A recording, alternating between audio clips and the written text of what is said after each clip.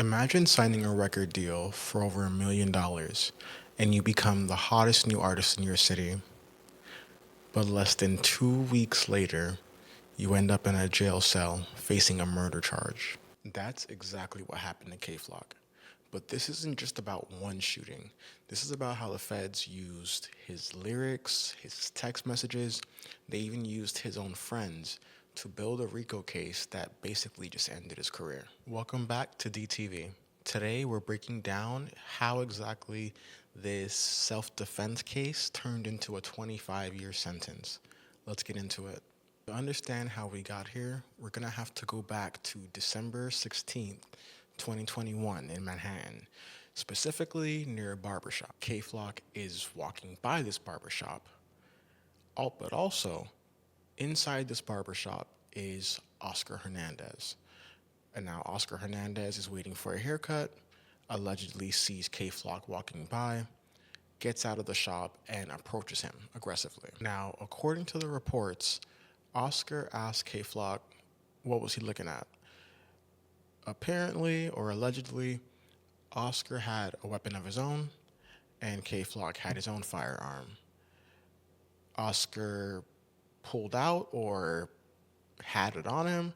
K Flock pulled his out and discharged it. And Oscar Hernandez was deceased. A long time, people and legal experts thought that K Flock had a good self-defense case.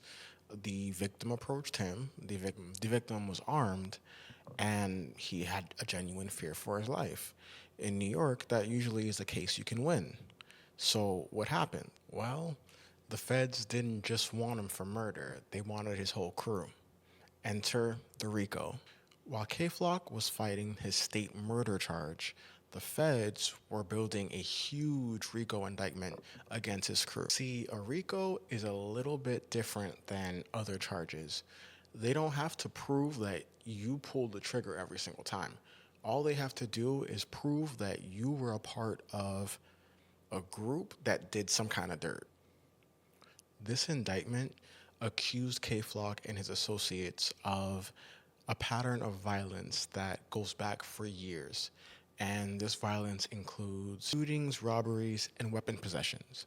And the craziest part is that it's not DNA or fingerprints that got him caught. It's the digital footprint, text messages. So the prosecution is arguing that K Flock is the leader of this enterprise. And not only are they accusing him of that, they have proof. They have testimonies from people in his circle who flipped to save themselves. And the worst part is that a lot of this evidence came from K Flock himself. So the feds pulled messages, text messages from K Flock's phone that was saying he made 2 movies. Now, to someone like me, that just sounds like, you had a good night out, went to the movie theaters. But according to the feds, they think that that means he made 2 shootings, or he did 2 shootings. So K Flock was texting specific details about things that happened right after they happened. Not only that, but in his songs, he is referencing things and giving out details that only the shooter would know.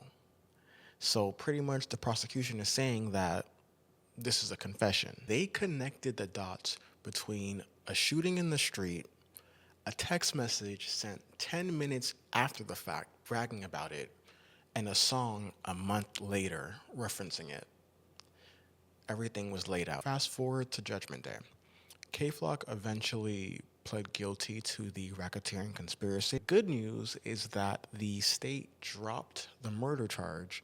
The bad news is the feds picked it up. The feds don't mess around. So not only does he have the racketeering conspiracy, but he also has the weapons charge. So those 2 things together, the judge the judge gave him a 25-year sentence, plus 5 years of supervised probation after. So K Flock's career essentially is over as we know it.